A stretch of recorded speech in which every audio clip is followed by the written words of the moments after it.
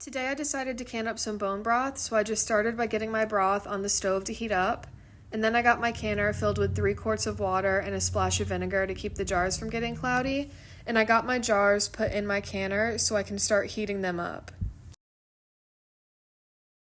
Once my broth was boiling, I started pulling my hot jars out of the canner to get them ready to fill up.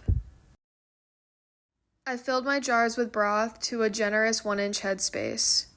The reason that I heated my jars up first is because I'm pouring in hot liquid, and you want to keep the temperature the same among your jars and what you're filling it with and your canner because you don't want any thermal shock. I wiped the rims of my jars with vinegar to help get any grease off. And then I got my flats and my rings on fingertip tight.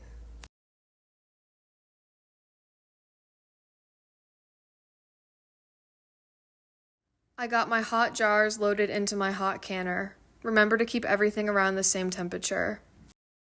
I processed these jars for 25 minutes at 10 pounds of pressure. Broth is really prone to siphoning, so when you're depressurizing and getting your jars taken out, you want to do it really slowly and give a lot of time during each step.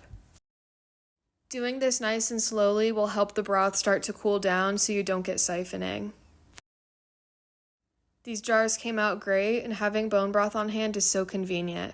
I like to drink it in the morning, and sometimes I cook with it too.